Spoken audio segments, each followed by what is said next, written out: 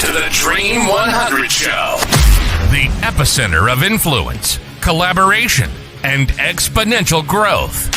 You're about to discover the power of relationships. Dream 100 relationships. And you're one relationship away from a totally different business and life. This is your host, Michael Tasner.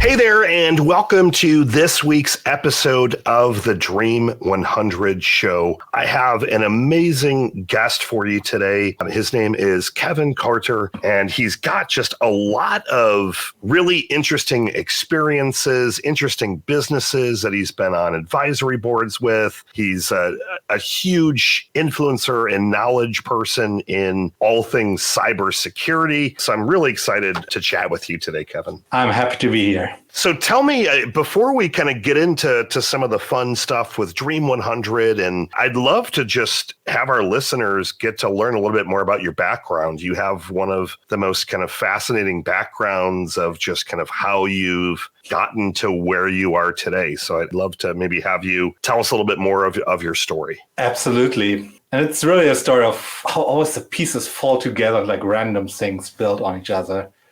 And thankfully knowing the right people. So I started right out of college at a small German company called Univention.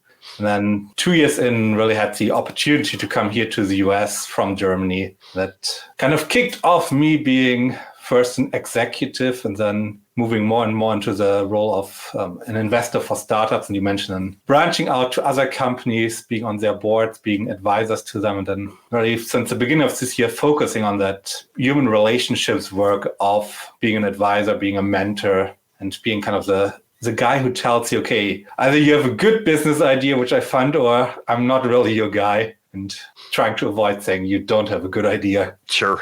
At least you're giving it to them straight, but in a nicer way. What did you do at the company in Germany when you started there? What was it the cybersecurity or some other things you were doing there? Identity management, part of cybersecurity. So it's if you start your day, you log into your computer, you log into your emails, you log into probably your scheduling software for your next podcast. All of them require you to enter a username and a password. And we do kind of away with these usernames and passwords that you only log into your computer and have everything ready in front of you so you don't get bothered with remembering 20 passwords or pulling your phone out 20 times. Yeah, I think I used to use, I think I have one, like a YubiKey kind of thing where you would plug that into the computer and something along those lines. Yeah, these little dongles. Very cool. So what made you want to then kind of jump over to the United States from being in Germany? My wife got a job offer here, and I said, that's a good idea, but U.S. immigration system is not very nice to spouses. And it's normally the woman who suffers, but in my case, it would have been me who couldn't work for, how long did it take us? 5 or 6 years to the green card. But thankfully, my boss said, okay, sounds like a good idea, let's do it. And that's how I got over here. Very cool. Build a company. I love it. So one of the, and I feel like I've seen them, but maybe I haven't. So one of the most interesting businesses that you invest in, and I know you largely invest in kind of fintech, but I don't want to pronounce it incorrectly. It's the back plaster, what's the right way to pronounce it? The backpackster. Got it. The backpackster. So this device I feel like I've seen it on some college campuses, but I know like I was just in, Miami a couple of months ago, and it wasn't your device, but the concept of like mobile billboards. If you think like Las Vegas. Actually, if you have been in Miami, you probably have seen it last month. Got it. So your device, the company that you're advising and working with, it's, a backpack that essentially then turns into a mobile billboard. But tell me a little bit more I want to hear more about the story. So how you kind of came to meet that particular person and really what you shared with me beforehand as it correlates and relates to the whole Dream 100 concept of one relationship away. I know that you've helped this company company transform, but it sounds like it's also kind of helped you personally and professionally grow and kind of change your mindset on a lot of things as well. So tell me a little bit more about kind of just that story of how you met and kind of how that company has been growing. Absolutely. And I think you brought the product idea really nicely with the backpack with the billboard on top.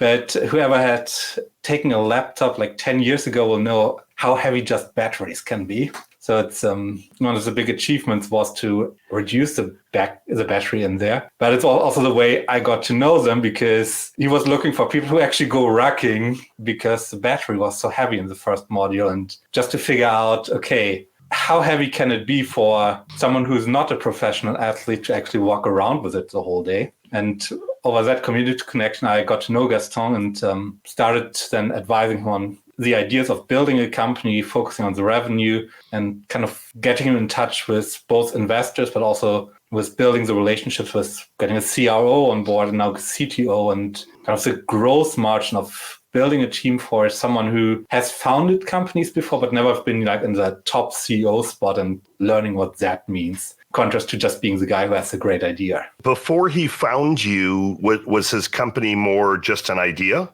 Or were these the backpack devices, were they already out in the market? The backpacks were ready, but they weren't really out in the market. So it's one of the fallacies of many tech founders is like building the best product. And that was the same way there. He had a really good product, and then the battery weight was just the second iteration, the last piece was it, but no one really was using it. So he had a great product, but need to get the idea of, okay, we need to focus now on sales, because no investor will come in if you have a great product, but you don't have sales. And it's one thing which I unfortunately have to tell often tech founders, like, okay, find your customer, and better yet, find your customer in your network, because they already trust you. That was the same there. And thankfully, we have grown out of it to the point where we were in Miami and Orlando, I think, at the same weekend. Oh, that's awesome. Yeah, it sounds like one of your business philosophies is kind of similar to mine, where I've used a phrase for way too long called sloppy success, and it doesn't necessarily mean to be sloppy, but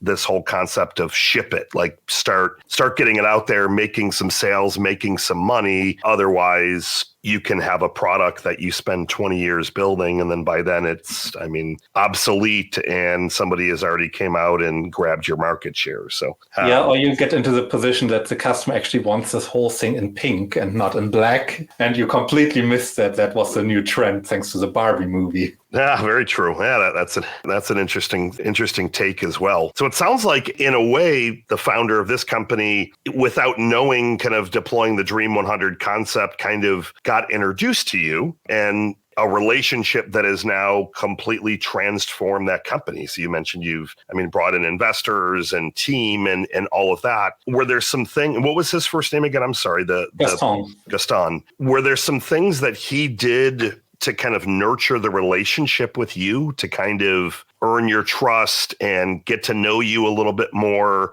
rather than just coming at you saying, hey, introduce me to investors? Like, were there some things that he did to kind of warm up the relationship? Well, naturally you build relationships over time, but I think the investor part is the least relationship heavy, because as long as there's a good idea and you see them making progress, you want to introduce them to your network, because it's the one thing that a lot of people who ask, like, oh, is it at the top always transactional? It's no, it's not transactional. You give introductions because you think it's valuable for someone else, not because you want something back in return. So the investor introductions, it's often the least transactional, it's the least trust-based. It's the advising part, I think, which needs much more trust building, because as an advisor, you want to see, okay, he's telling you the truth and he's following your advice. And it's the same with if you're a mentor to, like, I started as a mentor to a student, if you see them, I'm sitting here because the college tells me to, you're not going to trust the guy to do a good job, and you're not giving him like your reputation on it by giving him a recommendation later. And the same is true in investment. You don't want to be on a board of advisors. You don't want to be on a board of directors if you think that whoever is putting out your name then there on the deck is going to do something which you not agree with. And then you build the trust of, okay, he's really taking me serious. He's asking me another good question. He's answering my question, and both have the feeling, okay, we're listening, we are building each other, and we are, I hate to say on the same wavelengths, but on something which is complementary. You don't want to be the same person, but you also don't want to be someone who sits there like, that is such an idiot. That's an interesting, I haven't said a lot of interesting things there. I mean, the investing piece, I never thought about it like the way that you described it. I would have thought that introducing to kind of investors would be a lot more of a relationship game, but the way you described it makes a lot of sense to me. So that's very interesting. I'll be thinking about that one. But yeah, I like how you're saying not on the same wavelength, but complementary, where you guys you're not having to explain everything to the person or the other way around, where you're at least kind of moving in the same direction, essentially. That's interesting. That's very interesting. I know that you mentioned that kind of getting involved in this business has also kind of changed your life or your perspective on some things. Tell me, what are some of the things that have kind of changed as you've gotten involved in helping this company? I think one thing where me and Gaston are completely different is the way we operate. So he's like, okay, I have the great idea. Let's do a quick test. And I'm more the guy who's like, okay, let's make the 5 minutes to scratch it out and not go into like, okay, test it before making the plan. But I'm kind of the middle ground of making like a mini plan and test it. But it's also shown me that maybe sometimes acting and just throwing something out and getting a response is a good idea. That gives the opportunity for others to chime in. But it also makes me think about, okay, what's my leadership style? Can I really go with it? Or would that be then like people think, something is wrong with you today? It's kind of being the authentic self. What does it mean, or what can we learn from it? That's interesting. Yeah, that's a unique take as to kind of how that is given you, like the student, essentially, their methodologies is kind of continue to help shape some possibilities of your way of thinking and kind of modus operandum, essentially. If I dig even a little bit deeper into this product, tell me a little bit more about the target audience. So are you going to college campuses? What type of businesses are they hiring the people that are wearing them? Or is this viral influencer campaigns? Tell me a little bit more there. Not normally the businesses having an event are the target. So I think in Miami, it was a trunk show for a jewelry brand, which was first in Miami, then in Orlando, and I don't know, I think a third city in Florida afterwards, and was just redirecting people to that show and finding the right booth and then giving them the incentive of, okay, here's a QR code, scan it and you get a discount if you come there. It's kind of directing foot traffic. The other big part where we have is, again, traffic direction at trade shows to the cafe vendors to, okay, come now, get your drink, or here's a new offering in the convention hall. And doing kind of that kind of on-foot advertisement where you don't really have the space to putting a billboard or the permissions, but you also don't have the opportunity to drive a big truck with a thing on it. Sure. And plus, it's, especially if we deploy them in bulk, it's really attention grabbing if you have 3 to 6 people walking around with these backpacks one after another. Yeah, I mean, I don't think I shared this with you, but our listeners know that many years ago, I used to run the guerrilla marketing brand and company. And I mean, this is completely, a guerrilla marketing tactic and style, which is, I love it. Absolutely love it. Just for fun, if we're all about nailing down kind of dream 100 relationships. So I assume right now, I guess I shouldn't assume, I should rather ask. So if you have these events, how are they learning about you guys and looking at and bringing out the products? What does that look like? It's the traditional sales. So there's a chief revenue officer who calls the companies up who have trade shows and gets them most often the backpack in front of it, or have the backpack and a video call behind him, which is then already quite challenging, both from a technology point of view, but also makes really an impact on them. And from there, it's normally, okay, it might not be our thing, but hey, I have someone who's doing a show outside where it might be great, or I have someone who's doing a bigger show where we really need to move people around. And that's the way we got, I think, into a golf tournament. That the show we thought was a good idea was like, no, we're too small. There's just one food vendor. But my friend is hosting a giant golf tournament And that way you get kind of the introduction to someone who has the right product or who has the right occasion to use it. And then are you guys shipping out the backpacks and then hiring local people? We hire local people and ship the backpacks over there, and they then walk around. So just as a fun exercise to do this with you live, I wanted to maybe spend a minute and look at how you could apply the Dream 100 framework to helping even blow this business up. So if I look at just kind of what you described of right now, we're trying to go after different trade shows and event organizers and things like that. One thing that you could consider, so if I'm thinking and kind of strategizing with you out loud, would be, okay, great. So who and or what businesses have all of those databases? So for example, maybe you could look at targeting like the people that own and or run all of the huge convention centers. So I was just in Orlando, and we stayed the last couple of nights at the hotel that's connected to the convention center because they have an amazing pool. But if you were able to get in sync with, for example, the people that, I don't know if it's a privately or publicly owned, but it's Hyatt's, I don't know their brand structure, but figuring out who the person that literally knows of every single conference that's coming into the Orlando Convention Center. And then you could essentially kind of rinse and repeat that across all these other major cities, like you mentioned, Miami and things like that. So that could be something interesting if we were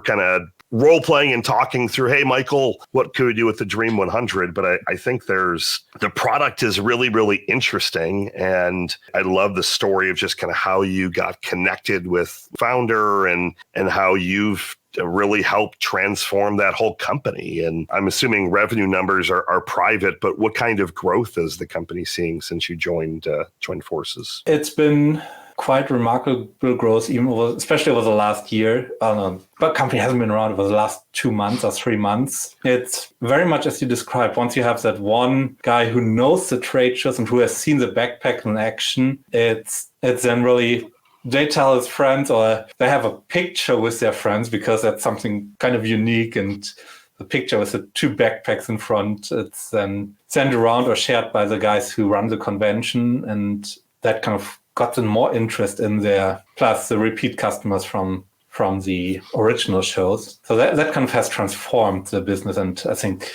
if you talk about relationships, it also has shown how tight-knit really these communities are of certain trade shows and of certain convention centers. Well, I think that's a really good point for our listeners to think about, because as you're making your Dream 100 list and we're looking at, great, here are the 100 relationships that we want to go after. But once you get that first relationship or two, even if you don't have a visual product like yours, your Dream 100 targets, they're going to start to talk and say, hey, have you seen or heard about this? And it starts to, as you said, kind of compound and snowball, and it just starts to move your efforts faster without you having to necessarily be doing it. And then if you're continuing to kind of, I like to say, hit those daily singles where you keep reaching out to your network, and if you have somebody like a chief revenue officer and they're continuing to make the calls and hit the pavement, that things just, again, start to snowball and compound.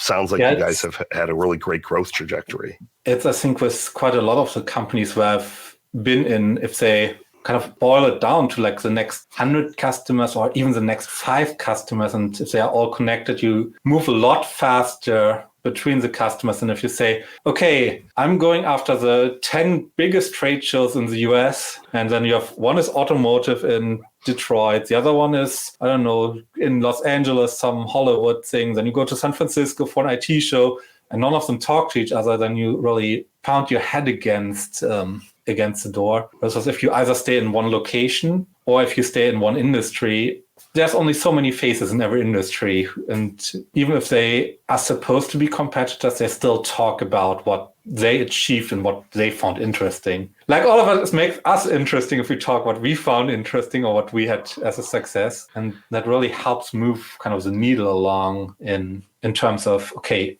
get your name out there and kind of win that micro target group. And even if it's not your 100 dream customers, it's 100 people who pay you money. Sure. No, I mean, it's money is still green for sure. But I think to your point, even if it's a competitor, that there's this concept, I mean, of a rising tide lifts all boats. Like, I think people genuinely want to see each other win. Like, I mean, there's only some industries that are like so cutthroat and you're never going to talk to competitors, and especially sharing interesting things and people that are going about it the right way. It's not that you're hounding them and whatnot.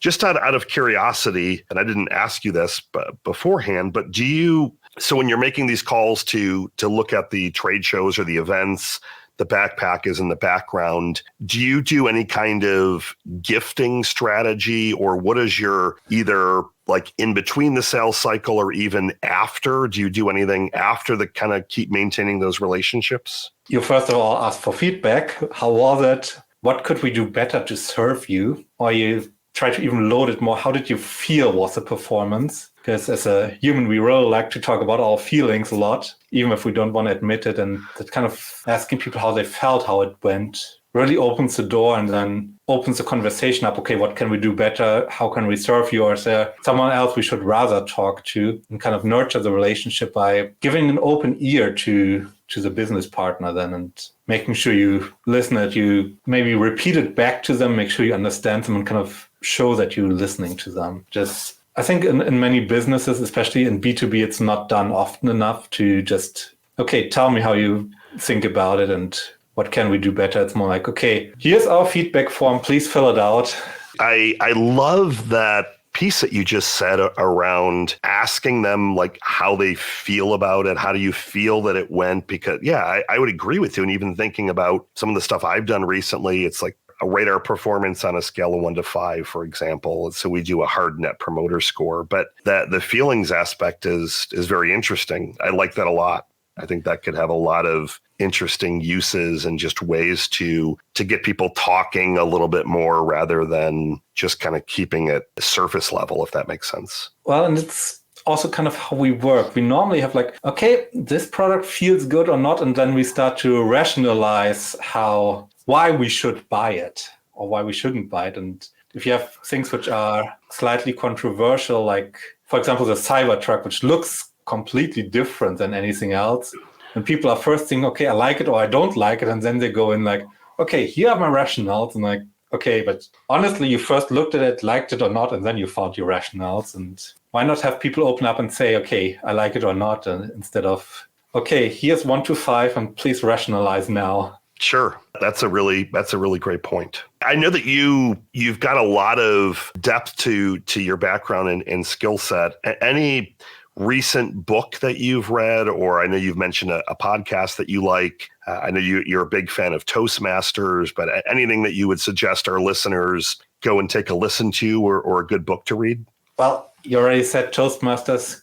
Go visit your local club, especially it's 100 years Toastmasters. And if the one thing whether it's dealing with employees or with founders or with anything asking for advice, it's often people are afraid of speaking up, not only in public or on a stage like us here, but at networking events or even at their own birthday party, people being afraid of saying thank you everyone for coming. And it's just that we often don't practice standing up, and that we really should do that more. And why not do it in a safe environment and not when there are 20 people who want to really sing happy birthday and wait for you to say thank everyone for being here. No, I think that's great advice. And I think for me, I always thought Toastmasters kind of had like a stigma of like, now it's kind of old fashioned, but I know I've been to several meetings. I know a lot of my colleagues and friends have been, and they've said it's been transformational to just get them thinking outside the box, but just practicing speaking to other people. And it's interesting, just to your point of even at birthday parties, weddings, of people, they can't even say, hey, everyone, thank you so much for coming. We're so grateful. Like they'll say, oh, I hate public speaking and thanks everyone, and go run and hide. Yeah.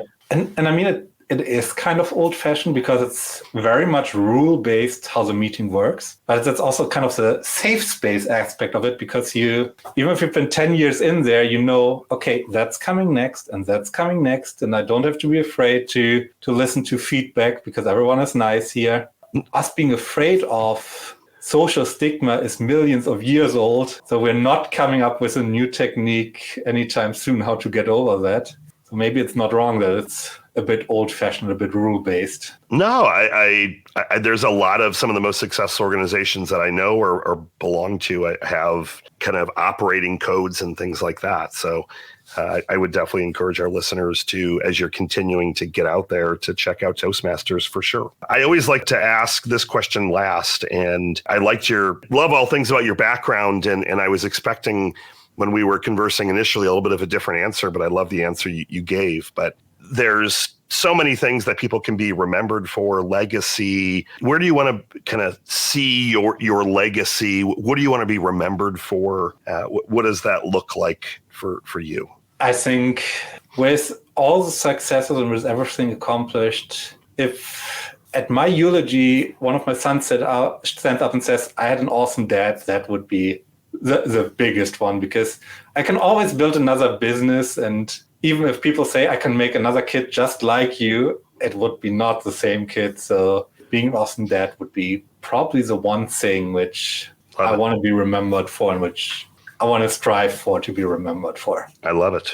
Where can our listeners go to learn more about you? Easiest way is my own webpage, which is korte.co. So that's KORTE.co. And otherwise you can find me on most social media, even so I might not post regularly or post too much, depending which one you are on. Well, I appreciate all of the interesting shares that you had with us today, and it was my pleasure to interview you. Have a wonderful rest of your day. And it's Michael Tasner signing off. Good morning, good afternoon, and good night. See you next week.